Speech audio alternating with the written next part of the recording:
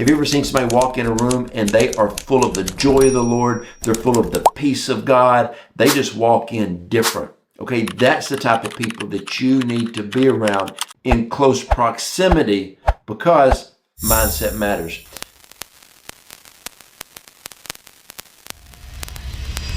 Hey family, welcome back to Mindset Matters. The question of the day is this: what is discernment and how do I use discernment every day of my life? I absolutely love this question. One of the favorite things of my families that I've been speaking on is, can you make 5 right decisions?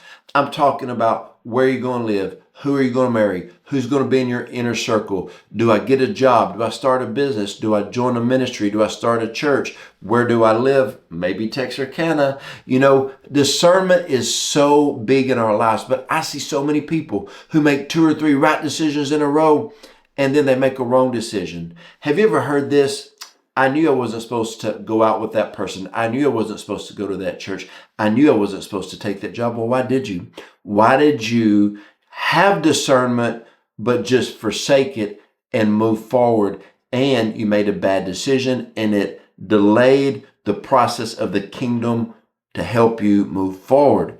So let's jump into this. The word discernment means the ability to judge well. Okay? That's what discernment means. But what does spiritual discernment mean? The God-given ability to recognize His will in every situation. Every situation. When you know the Holy Spirit, you will move in the direction of the Holy Spirit. You will have discernment. You will know what to say yes to. You will know what to say no to. Now, a lot of times in life, it's more important to say no to something before you say yes to something, because what happens in life is God has a plan for you. The devil always brings up a counterfeit. And a lot of times the counterfeit might look good. And you know what? It might not even be bad. It may just be a good opportunity when God was about to present the God opportunity. So many times in life, people say yes to something that they should have said no to because God has something greater. I remember one time I was asked to speak at a very, very good, amazing youth and young adult conference. And I really admired this conference and the leaders, and I wanted to say yes to it. And the Holy Spirit said no. Through discernment, I said no, but I had nothing on my calendar. I remember as time went on, that date was approaching, and a pastor called me and said, hey, would you pray about coming to, our church? And I prayed and felt the Lord say go. So I went. And when I got there, I'm like, wow, here we are. Pulled up at a church. It had a grass parking lot, a cinder block church. And I said no to a massive youth and young adult conference. Let me tell you this, one of the most powerful revivals I've ever been a part of in my life. The revival extended, and still to this day, it was the biggest honorarium I've ever received in my life. But I would have looked at this big, massive youth, young adult conference with a lot of great worship leaders and speakers, but God said, no, I have something else for you. That is discernment, okay? Something the Lord's been speaking to me about is to tell people that we need to be on high alert. High alert because we need to be ready for when an opportunity arises to be able to say yes. See, when you stay ready, you don't have to get ready. And a lot of times people say, well, discernment will keep you out of trouble. Yes, but discernment will also put you right in the middle of what you need to do. Now, remember, not every good opportunity is a God opportunity. I know a lot of people, you know a lot of people who are out there doing a lot of good things, but they're not in the God thing. One of the saddest conversations I ever had, sweet little lady in her 80s, she said, you know what? I don't understand this, Apostle Joe Joe, but I feel so empty inside, but I serve in 5 different ministries at my church. I said, oh, I can explain it, ma'am. You're a yes person. Yes, I'll work in the nursery. Yes, I'll be a greeter. Yes, I'll volunteer to clean. Yes, I'll help do this. Yes, I'll help do that. And she said, oh yeah, I say yes to everything. I said, right. And that's good. But what are you called to do? Fulfill your calling. And then she lit up and started talking about all these things that she wanted to do with her life. And I said, well, do that. Still serve in your church, but say yes to the God things that He has for you. Daniel 2:21, God changes the times and the seasons and gives wisdom to those who seek him. Okay, you got to understand times and seasons. I remember one day a gentleman who's a partner in our ministry, he called me and he said, Joe, I don't understand. I've been in my company for 15 years. I love the place I work. I make good money. I got good benefits. I like all the people that I'm around. But God said, go apply for another job. So he did. 3 months later, the company he used to work for started to go down. 3 months later, they ended up selling the company, the owners did, and they shut that factory down. And all these other men and women are looking for jobs, but he had one 6 months prior because he listened to the discernment of the Lord. You have to follow the Lord in the times and the seasons. You have to follow him in everything that you do. 1 John 4:1, do not believe every spirit, but test the spirit to see whether they're from God. You know, every time you feel something, every time you hear something that sounds good, you know, every time that somebody says, hey, do you want to listen to this ministry? Do you want to go to this conference? Do you want to, you know, you have to test the spirit. There's a lot of times in life people come up, hey, Joe, I have a word for you. And as they start talking, I'm like, is this a prophetic word? Or is this a pathetic word? Okay, you got to test every spirit. There's a lot of times people will start to talk to me and the Holy Spirit be like, don't listen to what they're saying. They may have an ill motive. Or it's just some nonsense that I don't need to put inside of my mental computer. Mental capacity, because mindset matters. All right. The next thing, this is so good, your inner circle. Proverbs 27:17, iron sharpens a dull rock. No, that's not what the scripture says. Iron sharpens iron, so a man sharpens the countenance of his friends. You know, when you walk into a room, you can look at somebody's countenance. You can look at how they carry themselves, their facial expressions, and you can see how that person's really doing. Have you ever seen somebody walk in a room and they are full of the joy of the Lord? They're full of the peace of God. They just walk in different. Okay, that's the type of people that you need to be around in close proximity, because mindset matters. When you're around people who have a bad mindset, they're not going to change a lot. You need to be around people who have the right mindset, because whoever you're around, you know, they're going to help shape your mindset. They're going to help shape the direction of your life. You know, discernment helps you recognize this. I remember one day, this young man walked into our church, and I walked in and I said, hey, how's it going? He said, hey, Apostle Joe Joe, nice to meet you. And I shook his hand, looked at me right in my face, eye to eye, started talking to me. And you could tell by the countenance that this young man had that he was somebody that I wanted to get into close proximity with. And he started talking about his family. He started talking about his friends. And he started, you know, talking about, you know, just with a light in his eye about his wife and his kids. And I said, okay, yeah, I mean, I like where this conversation's going. And then we just started talking, and I said, man, this is a very good, on fire for God young man that understands ministry and business. And then other people will walk in, woe is me. I'm like, you know, that might not be the person. You minister to them, but it's not close proximity. And so look at your inner circle. And many times in life, people have the wrong people in their inner circle. There's people that you have on an outer level that should be brought in, and some people that's close to you need to push back a little bit and not give them as much access to you. One of the great things about having discernment is you can discern boundaries. Yes, I said it, believers, boundaries. You need to have good, healthy boundaries around you, okay? Proverbs 13:20, walk with the wise and you will become wise, for a companion of fools suffers harm. When you're around the wrong people, man, it's not good. But when you're around wise people, you get wiser.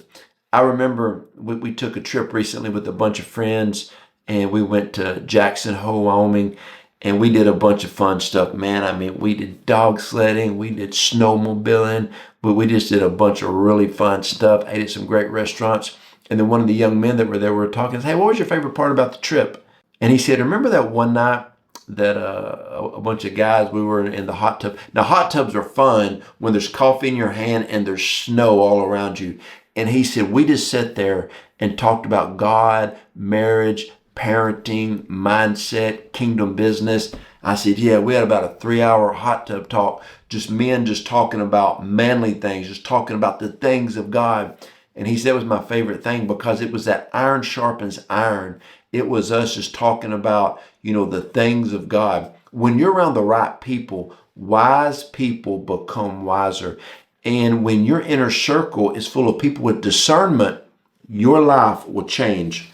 Now, I want you to understand this, that you have to recognize red flags. When a red flag comes up, that means you stop, kind of like a stoplight. You'll be talking to people in life, and as you're talking to them, you'll see that red flag. Don't go past it. I remember one time I was talking to a young man, him and his wife had been married for about 5 years, and they had nothing but problems. And he said, I knew it.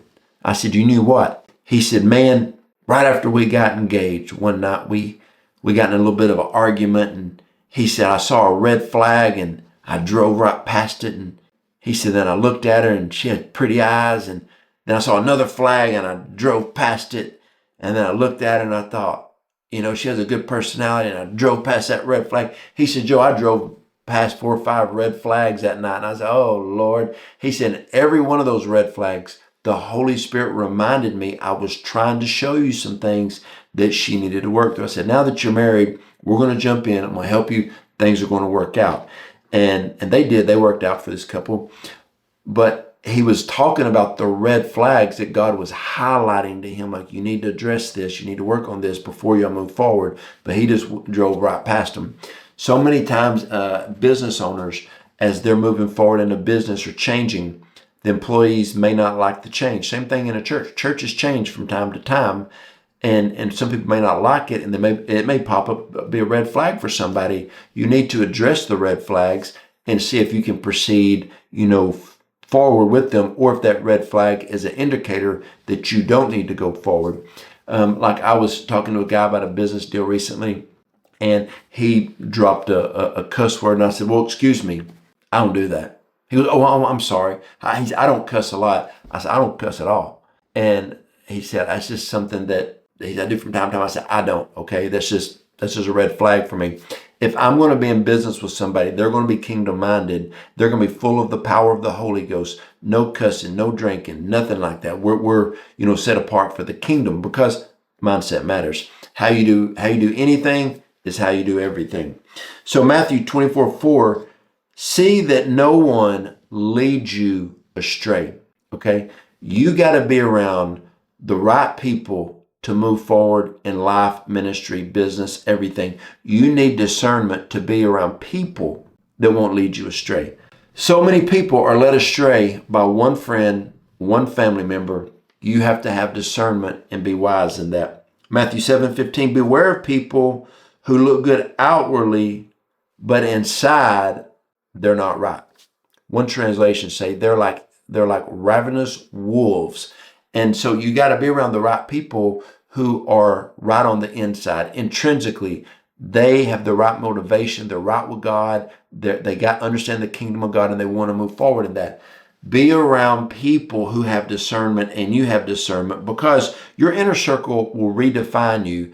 It will redefine your future and will help shape you. That's why you need 3 or 4 or 5 good friends that are full of the Holy Spirit, that know the Word of God, so that they can move in that direction with you. Okay? Titus 3:10, it talks about divisive people. You need to separate from those people. Okay? The Bible says there's 6 things the Lord hates, and a 7th is abomination. One that causes discord. Do not be around people. If you're around people who are always causing discord, I'm telling you, you better watch yourself, okay? You need to, back up from that person, because discernment is key in this hour. Another thing is watch out for people that refuse to grow. People that don't want to grow, they're not going to go anywhere. They're not going to do anything with their life. You're going to have to be really wise around those type of people. Be around people who are looking for what's next. I'm happy with what I got, but I know there's next. Every night when I go to bed, I lay my head on my pillow and I say, God, I'm so thankful for where I'm at. But tomorrow, we're gaining ground. The next day, thank God for where I'm at and the people around me. But tomorrow, we gain ground and we keep moving forward, okay? And so this is something. Also, watch out for people who are manipulators and deceivers. Just watch out for those people. Have discernment. I don't care what they bring to the table. They bring manipulation with them. Watch out for those people and pray for the right people to be in your corner, because God is bringing people in your life and in your corner that's going to help you move forward. And so pay attention to discernment. Pay attention to things, because there's so many people that they just don't pay attention to discernment. They don't pay attention to the Holy Spirit, and their life is full of delays. Their life is full of distractions, and their life is full of what could have been, okay? And your actions will reveal what is important to you. And God is speaking to so many people right now to move forward in His kingdom agenda. If you discern the will of the Lord, you will move forward in it. James 4:17, know what is right, but not to do it is a sin. So many people get a prophetic word and they have discernment to move in that prophetic word, but they let fear, shame, guilt, insecurity, the wrong people in their inner circle hold them back. It is a sin to know what you should do and not do it. That's why you have to move forward.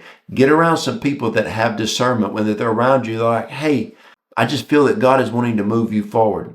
I know God is ready to advance you into the next part. How can I help you? Be around people. Iron sharpens iron. What is sharpening? Knocking off the dull edges. When you're around the right friends, you will sharpen one another and help one another move forward. In Hebrews 12:1, run your race with endurance and lay aside every weight that so easily ensnares you. When you're around discerning people say, hey, why don't you get rid of that? Like, I say you're a little negative. Let's get rid of that negativity and watch what happens. Hey, let's get rid of that fear. Fear doesn't fit you well. My wife always says, victory looks good on you.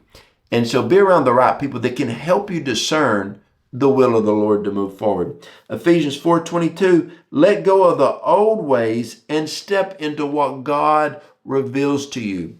God will reveal things to you, and through discernment, He will have you to move forward and advance. And my friends, my family, mindset matters. That's what you are to move in. Every single thing that God has for you. Discernment is your friend. Learn to lean on your godly discernment, and you will watch everything start to shift in your life. I love you guys, and if y'all want prayer for anything, go to jojoDawson.net. Send me a prayer request. Autumn and I are in your corner, and we want to help pray you through whatever you may be going through, because we know that God's got something powerful for you. And if you want to join our mentoring family, go to nextlevelwithjojoandautumn.com. We have 3 amazing tiers on there, and we absolutely love helping people to move forward in their God-given calling.